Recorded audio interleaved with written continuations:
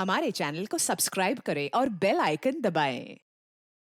मैं हूं दयानंद शेट्टी और आप मुझे इंस्पेक्टर दया के नाम से जानते हैं। For more episodes of CID, subscribe to lift crime and hit the bell icon.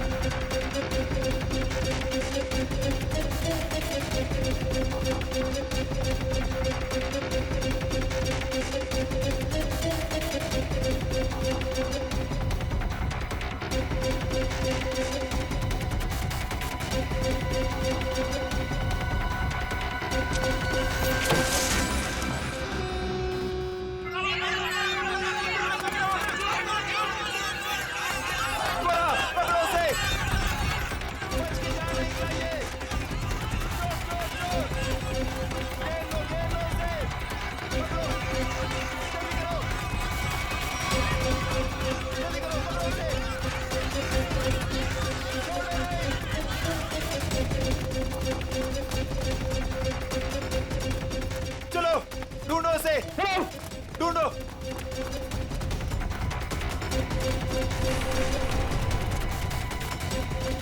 मिला क्या चोर? नहीं मिला। मिला? नहीं मिला। ढूंढो उसे। बच के निकलना नहीं चाहिए हमारी शॉल से। हाँ चलो चलो चलो।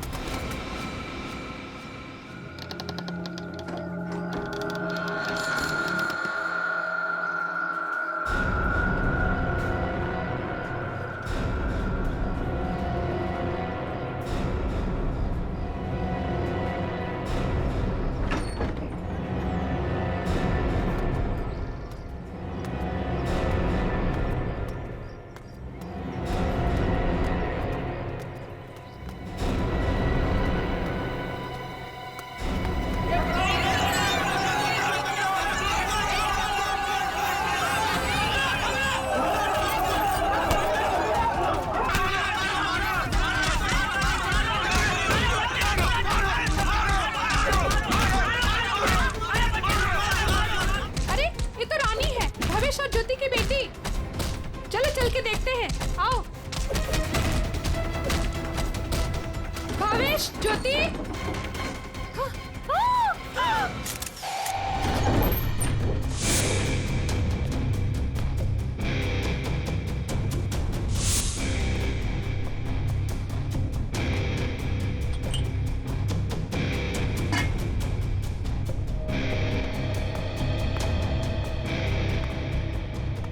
तुमने इन दोनों का खून किया और बच्चा लेके भाग रहे थे ऐसे? साहब, मैंने इनका खून नहीं किया।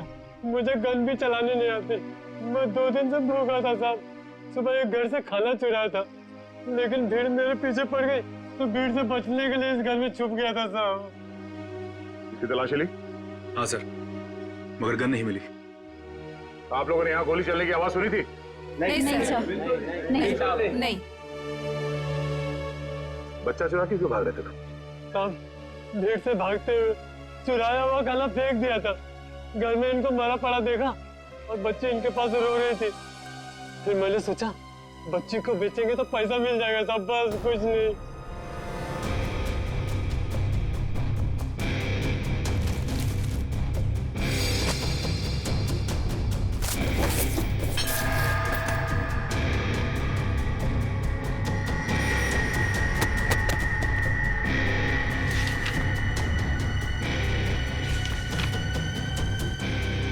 साहब, ये झूठ बोल रहा है।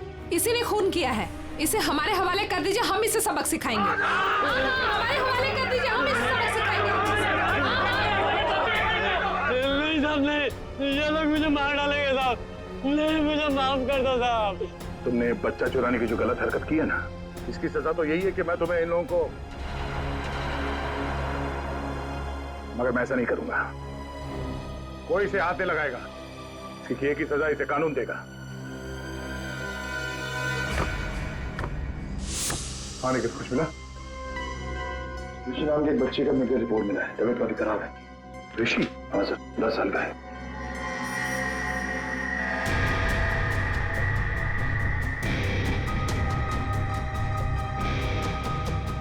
भावेश।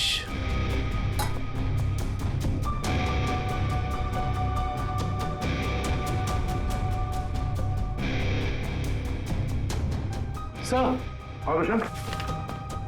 सर, ये 3 चाय के कप मिले। इसमें से 2 कप भावेश और ज्योति के हो सकते हैं और ये तीसरा कप किसी मन्नू का हो सकता है, क्योंकि ये जो टिफिन है इस पे भावेश का नाम लिखा है, लेकिन इस टिफिन पे मन्नू का नाम लिखा है। मन्नू? बच्चे को रोने क्या?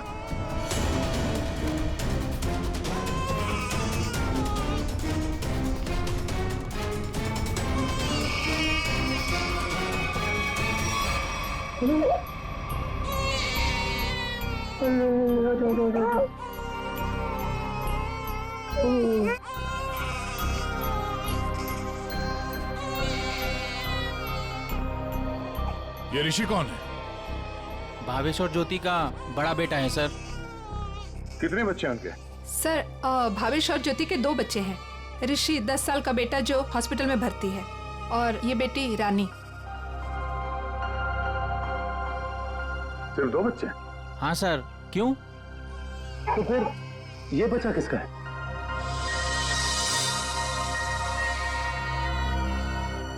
सर पता नहीं ये कौन है। सर भावेश और ज्योति 6 महीने पहले यहाँ रहने आए थे, तब ऋषि और रानी ही उनके साथ थे। तो ये बच्चा कहाँ से आया?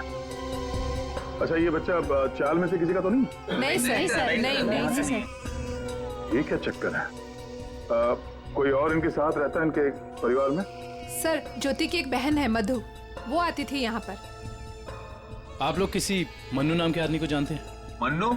नहीं साहब, इस नाम का कोई भी आदमी इस चाल में नहीं रहता। अच्छा, ये भावेश काम कहाँ करता था? सर दिहाड़ी का मजदूर था भावेश। रोज काम के लिए चौराहे पे खड़ा रहता था, जहाँ भी काम मिल जाता वहीं चला जाता। सर, कहीं है मन्नू भावेश के साथ तो काम नहीं करता था।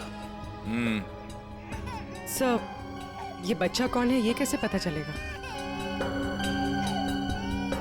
दुष्यंत, एक काम करो, पता करो किसी बच्चे की मिसिंग होने की रिपोर्ट लिखवाई गई है क्या, और पूर्वी भावेश और ज्योति के घर वालों को कांटेक्ट करो।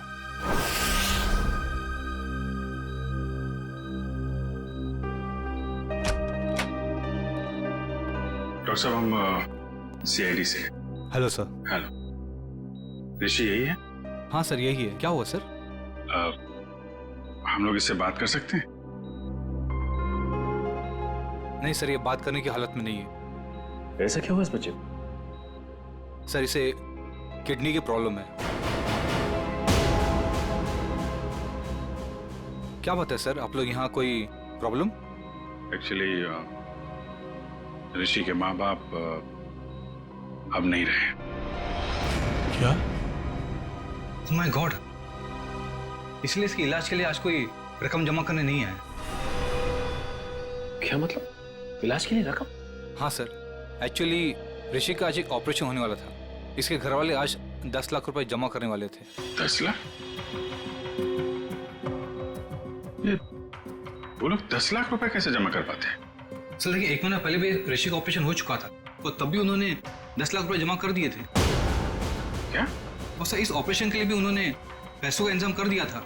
मैं उन्हीं का वेट कर रहा था। सर, आज मुझे इसे किसी भी हालत में ऑपरेशन करना पड़ेगा, वरना इसकी जान को खतरा है सर। डॉक्टर साहब, आप ये ऑपरेशन शुरू करिए, पैसों का इंतजाम हम लोग करेंगे। ठीक है सर, आप कहते हैं तो हम ऑपरेशन शुरू कर देते हैं। Okay sir.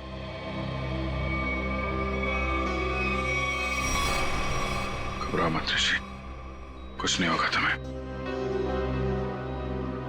सर, एक बात समझ में नहीं आई कि भावेश के पास इतने सारे पैसे आए कहां से?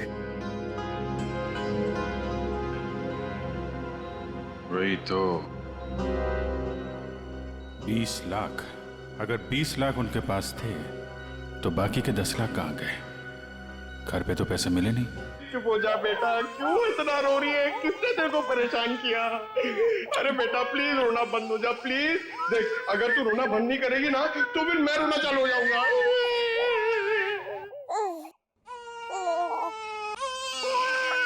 अरे सर, इसका कुछ करो ना सर, प्लीज। इसको चुप कराओ ना। अबे पंकज, ये दोनों तो रोने का कंपटीशन कर रहे हैं।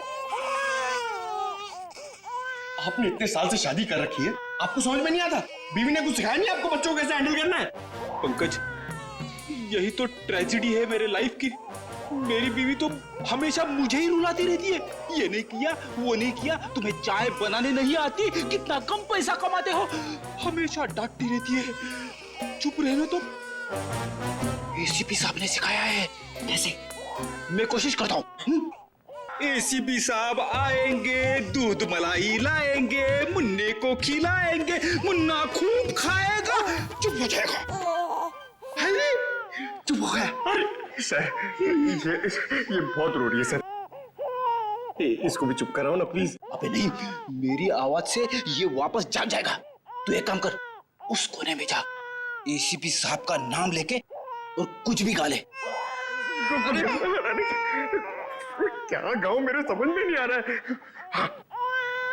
गांव से 20-20 कोस दूर जब भी कोई बच्चा रोता है तो माँ कहती है, बेटा सो जा वरना एसीपी सर आ जाएंगे।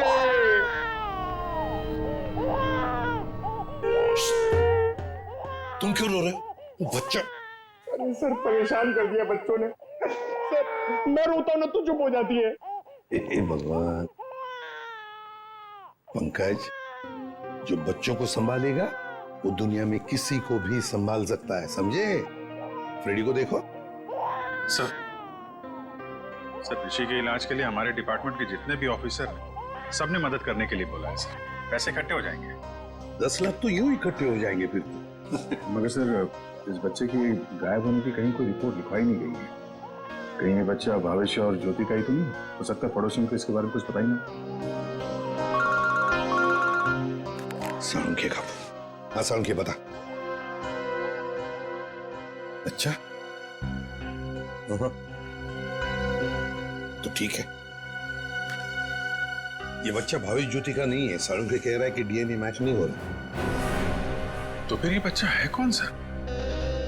और भावेश के घर में कैसे पहुंचा सर?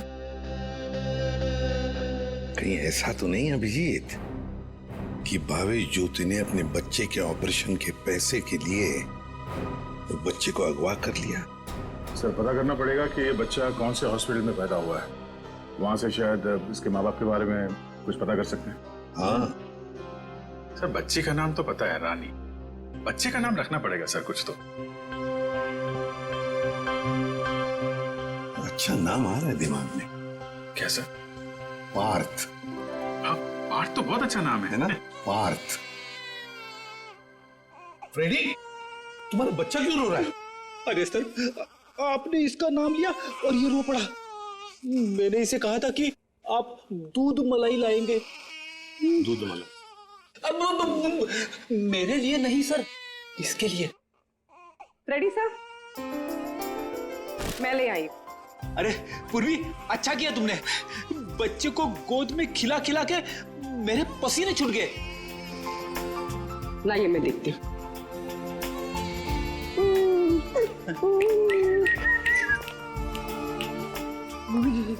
ले ले ले ले ले ले।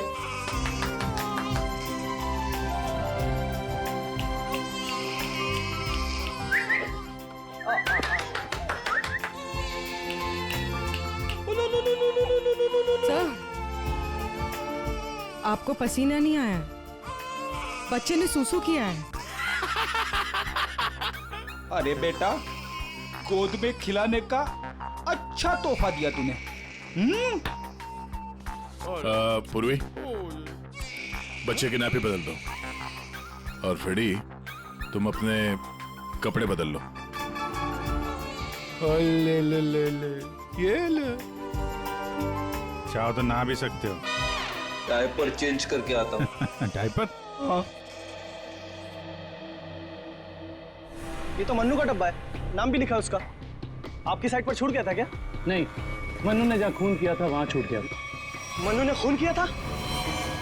नहीं, नहीं साहब। भावेश और उसकी पत्नी का खून हो गया और ये मन्नू उस वक्त उनके घर में था। हे भगवान, इसलिए भावेश आज काम पर नहीं आया। और मन्नू वो आज आया था काम पर? नहीं साहब, वो तो और 2-3 दिन नहीं आएगा। क्यों? क्या हुआ उसे? हुआ तो कुछ भी नहीं, पर वो कल गांव चला गया। कब? कल दोपहर में मिला था मुझे। नहीं यार, मैं जल्दी में हूँ, मुझे गांव जाना है, जरूरी काम है, मैं जरूरी मिलता हूँ। अरे सुन तो ले। हाँ अच्छा। अरे नहीं सुन। मन्नू, बाद में पछताएगा। इस मन्नू का गांव कहाँ है? सोलापुर, चरौली गांव। ये फ्रेडी अंकल और पंकज अंकल बहुत परेशान कर रहे हैं। सर, रजिस्ट्रेशन ऑफिस से 5-6 महीने पहले का रिकॉर्ड मिल गया है। अप्रैल मई में करीब 7,946 बच्चे पैदा हुए थे, जिसमें से 3,902 बच्चे तो लड़के हैं सर। तो और उनके परिवार वाले? सर सारे बच्चे परिवार वालों के साथ हैं, सिवाय एक बच्चे के। वो क्यों? सर पिछले महीने उस बच्चे के माता पिता कार एक्सीडेंट में मारे गए। उसकी दादी थी, उसका भी कुछ पता नहीं चल रहा है, और बच्चा भी गायब है। बच्चा भी गायब है, दादी भी गायब है। अभिजीत, कहीं ये हमारा ये बच्चा तो नहीं है?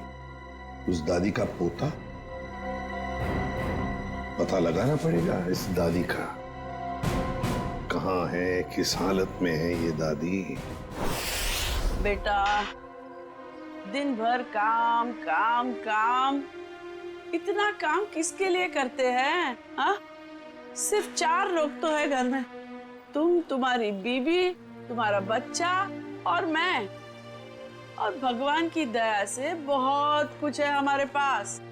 जिंदगी में पैसा ही सब कुछ नहीं होता है बेटा, और पैसे से जो मिलता है सब कुछ है हमारे घर में। लेकिन खुशी नहीं है, खुशी नहीं है बेटा। जा देख आईने में अपना चेहरा देख, कितना मुरझा गया है तू।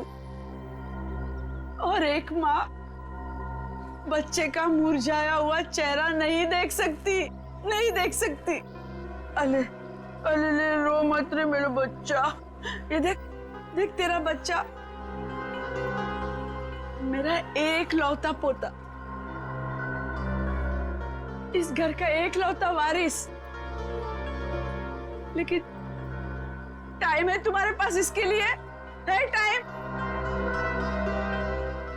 एक दिन ये भी मुरझा जाएगा, और उस दिन तू बहुत पछताएगा, देख ले, बहुत पछताएगा। लेकिन तुझे इसकी जरा भी फिक्र नहीं है ना? ठीक है, जा तू मुंह हाथ धो ले और थोड़ा आराम कर ले। हाँ, तब तक मैं तेरे बच्चे से खेलती हूँ। और ले लो लला रहे, क्यों रो रहा है बच्चा? अरे दूध चाहिए, दूध, भूख लगा है, दूध पिएगा? दादी दूध पिलाती, दादी दूध पिलाती। इतने बड़े दुख की बात है ना, इन्होंने अपना सब कुछ खो दिया। सच, अपना बेटा, बहू और अपना पोता भी एक ही झटके में सब खत्म हो गया। अरे दूध नहीं पिएगा? बाप की तरह भूखा रहेगा? हाँ, ठीक है, मैं तुझे सुलाती। हाँ,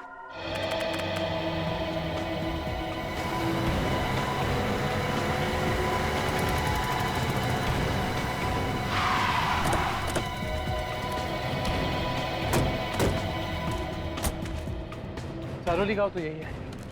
लोगों से पूछते हैं मन्नू का घर कौन सा है।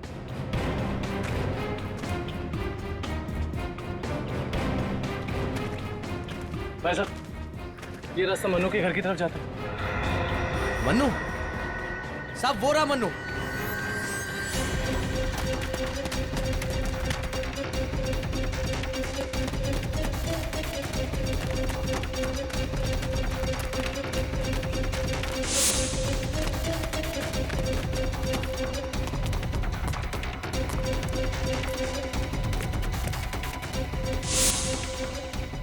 खूनी कितना भी भाग क्यों ना ले मन्नू, ये दुनिया उसके लिए छोटी पड़ी जाती है।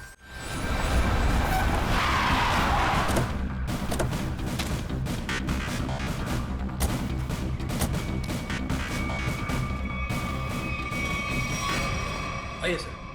सर, सावित्री देवी की दिमागी हालत बहुत खराब है। वो हमेशा खोई खो जाती है। कभी तो खूब हंसती है और कभी चिल्ला चिल्ला कर रोने लगती है। डॉक्टर्स को दिखाया आपने? दिखाया सर। डॉक्टर ने कहा कि उन्हें कोई बहुत बड़ा सदमा पहुंचा है। आइए सर, आइए।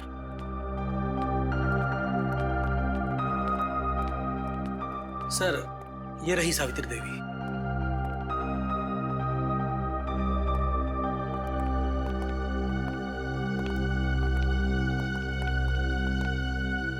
सावित्री जी,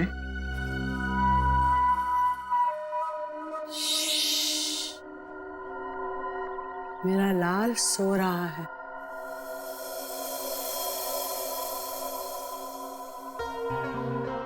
मेरे से बात करना। वैसे आप कैसी हैं? मैं अच्छी हूँ, भली चंगी हूँ, लेकिन तुम कौन हो भाई? हम लोग आपके दोस्त हैं। मेरे दोस्त? तुम कब से मेरे दोस्त बने? हाँ, अब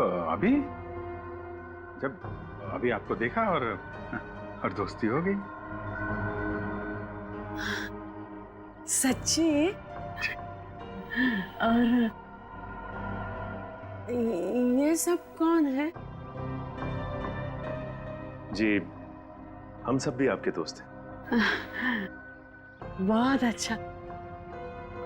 सावित्री जी, आपसे कुछ जरूरी बात करनी थी। थोड़ा ये यहाँ तो ये सो रहा है ना, डिस्टर्ब होगा, इधर आ सकते हैं?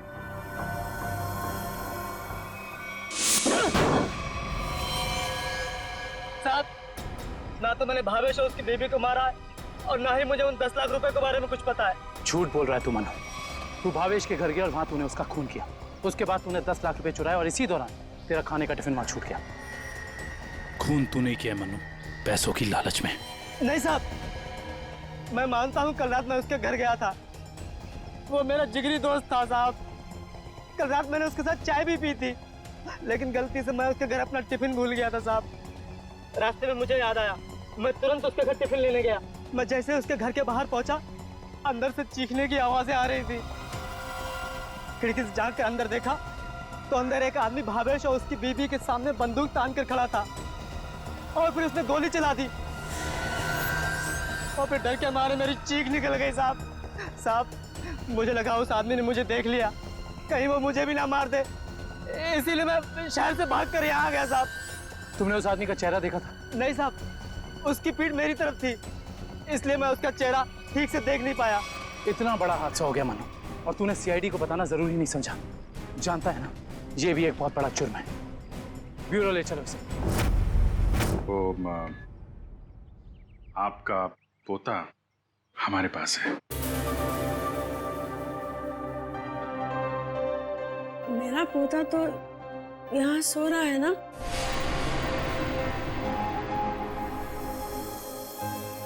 झूठी खबर। सावित्री जी, हम इसकी बात नहीं कर रहे। ये तो खिलौना है। आपके असली पोते की बात कर रहे हैं। जी हाँ, आपके बेटे का बेटा। याद है आपको?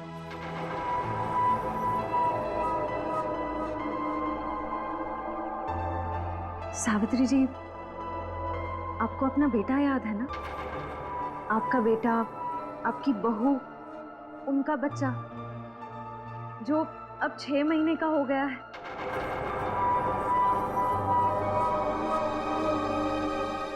याद आया? सावित्री, याद करो। ये लोग उसकी बात कर रहे हैं जैसे तुम कलेजे का टुकड़ा कहकर याद किया करती हो। तुम्हारा लाडला, तुम्हारा पोता। सावित्री, याद करो। हाँ सावित्री, कुछ याद आया? तुमने कहा था ना कि वो तुम्हारे बुढ़ापे की लाठी है, तुम्हारे घर का उजाला है। याद करो, याद करो सावित्री।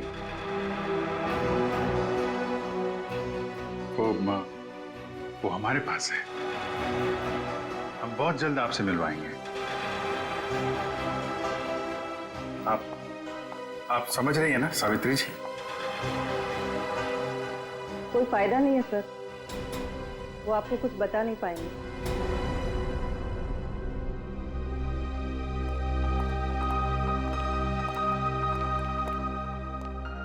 देखिए, हमारा ये जानना बहुत जरूरी है कि सावित्री जी के साथ ऐसा क्यों हुआ और इनके पोते का क्या हुआ।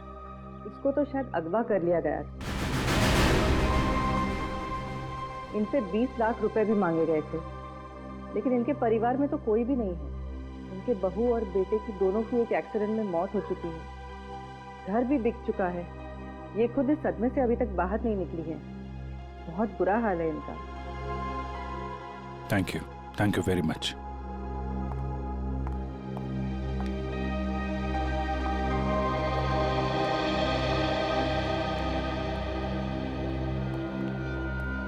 तो हमारा शक सही निकला। भावेश और ज्योति ने इनके पोते को किडनैप किया 20 लाख रुपए के लिए, ताकि उन पैसों से वो अपने बेटे ऋषि का इलाज करवा सके। हाँ सर, लेकिन सर ये 10 लाख रुपए कहाँ गए? कौन ले गए ये पैसे? और फिर भावेश और ज्योति का खून किसने किया? रानी बिटिया, अब अपने घर चली जाओगी?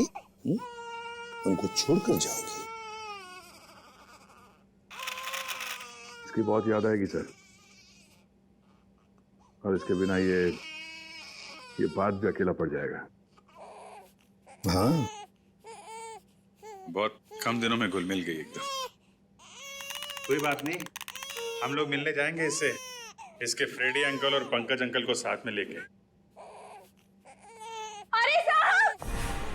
अरे साहब, किसने मारा मेरे बहन भाई को? मैं तो लुट गई, बर्बाद हो गई।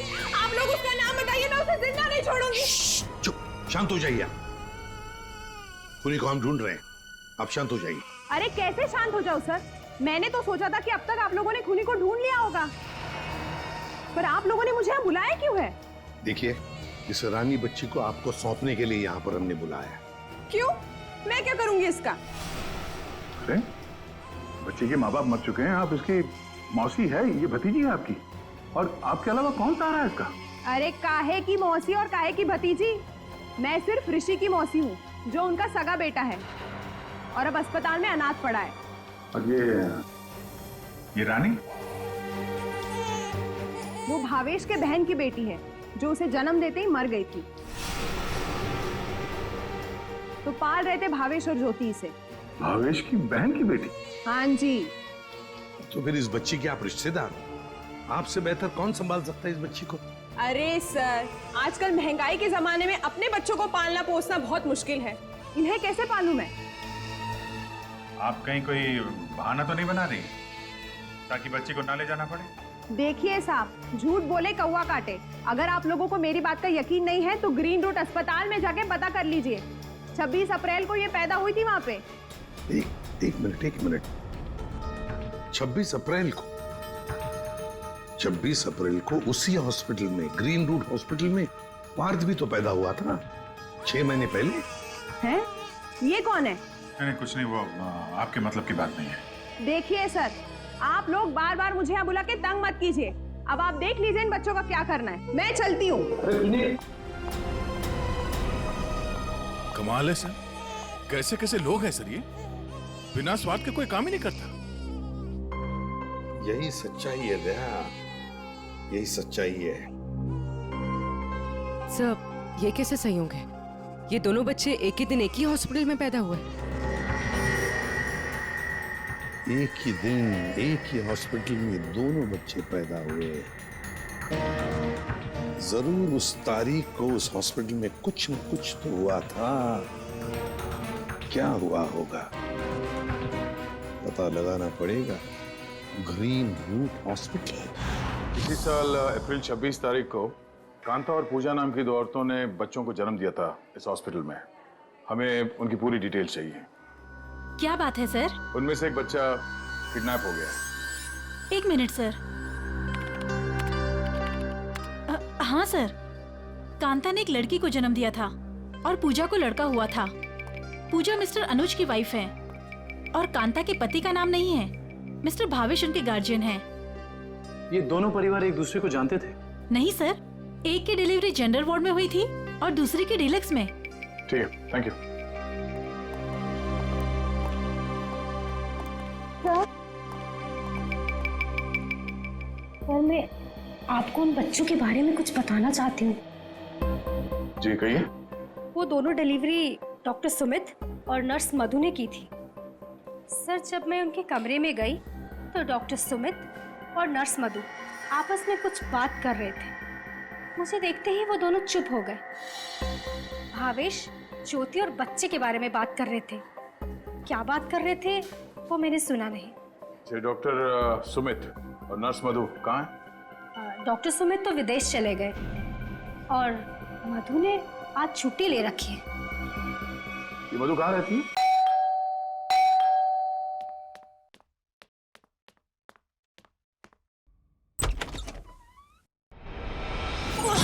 कौन हो तुम? हाँ? कौन हो तुम?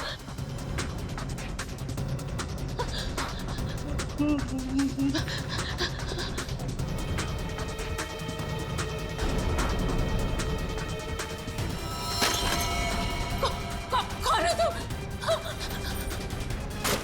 कौन हो तुम?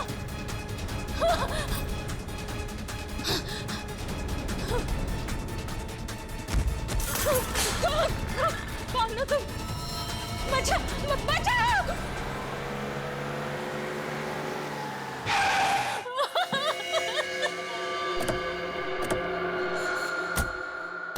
मुझे छोड़ दो।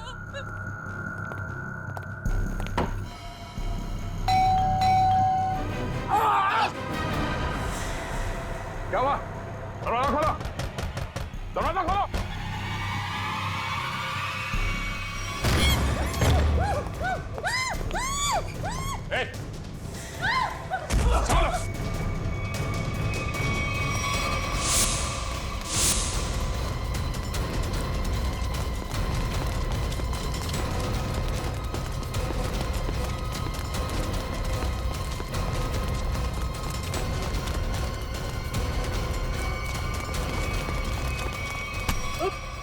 बस बस।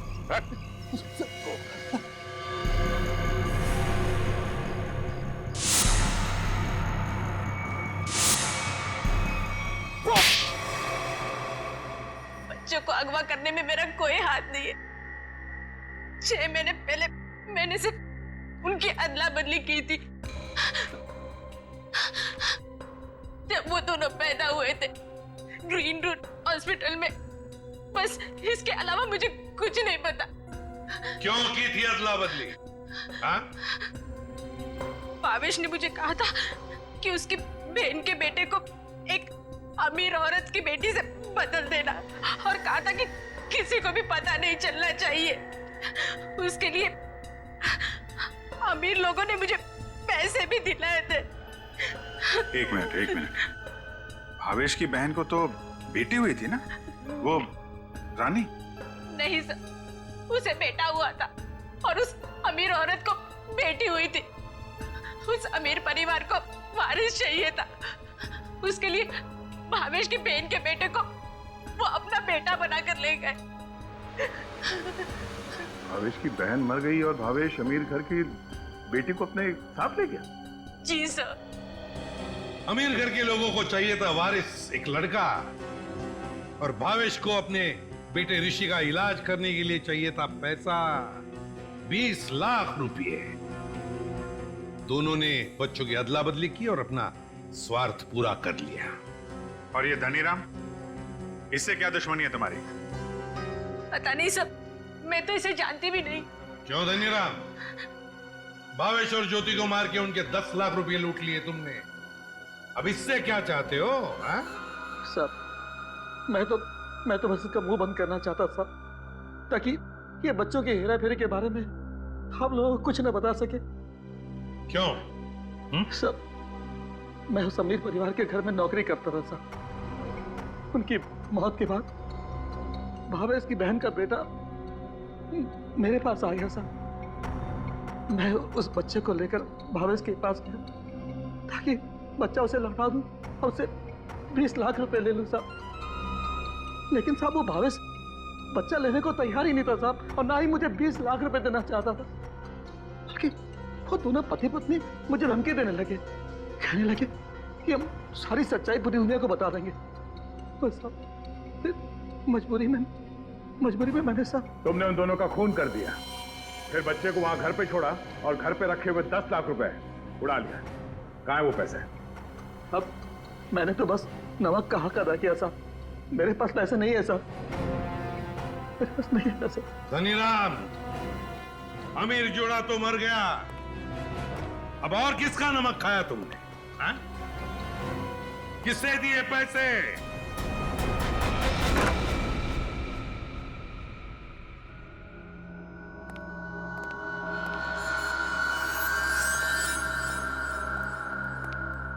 क्यों किया आपने ये सब?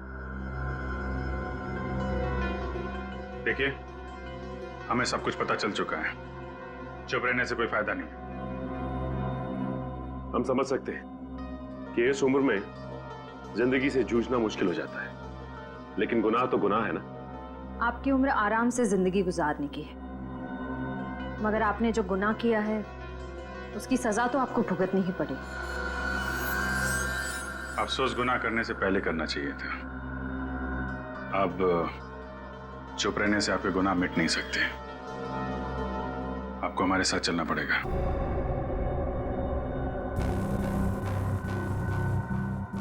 देखिए, हमें जोर जबरदस्ती करने पर मजबूर मत कीजिए।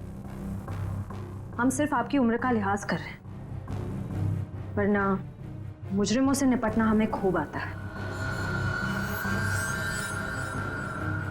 श्रेया, सावित्री जी, सावित्री जी,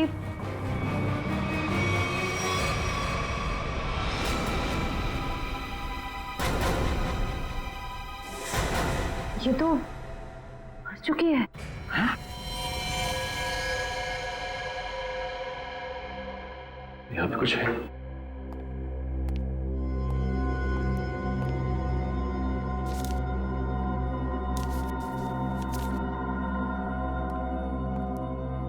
ये देखिए सर, सावित्री जी के हाथ का लिखा लेटर।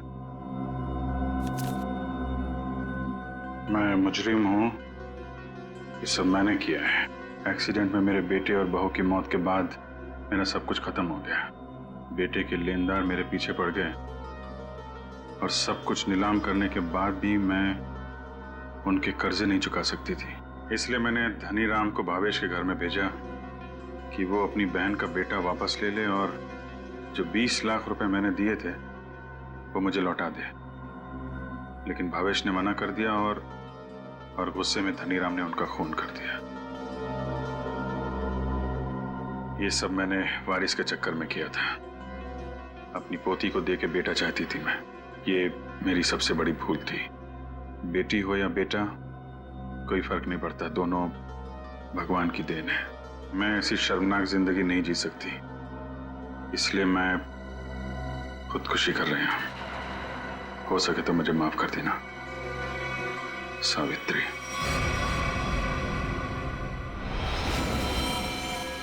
बहुत बुरा हुआ इनके साथ में सर। दुनिया में बहुत लोगों के साथ बुरा होता है विक्रम, लेकिन इसका यह मतलब नहीं कि लोग गुनाह के रास्ते पे चल निकले। और आत्महत्या, ये तो सबसे बड़ा गुनाह है।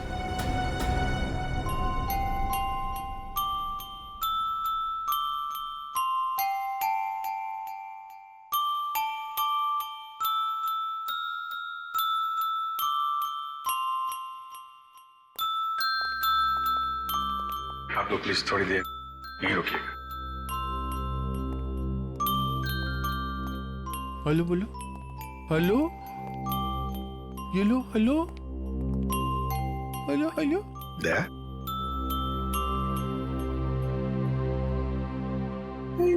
क्या वो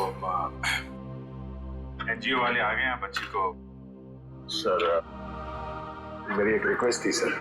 वो मैं जानता हूँ तुम बच्ची को खुद छोड़ने जाना चाहते हो ना, तो हम भी चलेंगे छोड़ने के लिए उसको। नहीं विजित, वो बात नहीं है। सर मुझे दया, जरा सोचो, बच्ची को हम भी रखना चाहते हैं, रोज हर रोज उसके साथ खेलना चाहते हैं, देखेंगे हम उसको, लेकिन हम उसकी अच्छी तरह से परवरिश नहीं कर पाएंगे। ये बच्ची एनजीओ में जाएगी तो बाकी बच्चों के साथ बड़ी होगी, सीखेगी, है ना।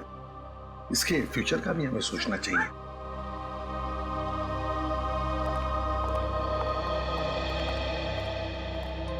सर आप चिंता मत कीजिए, हम आपसे प्रॉमिस करते हैं कि हम बच्चों का पूरा ख्याल रखेंगे। अब आप इन्हें हमें सौंप दीजिए। जी। दया, पुष्पा, संगीता, बच्चों को ले आओ।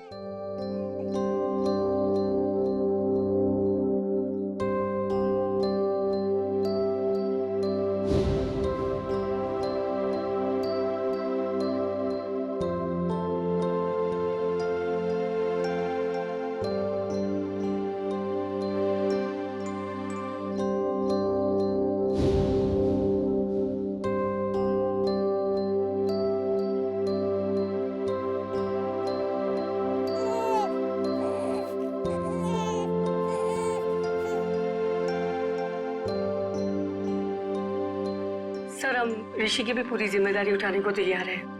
उसकी हर सुविधा का हम ख्याल रखेंगे। पता है मुझे, लेकिन देखिए ऋषि के इलाज के सारा खर्चा सीआईडी उठाएगी। Okay ji, thank you. Thank you.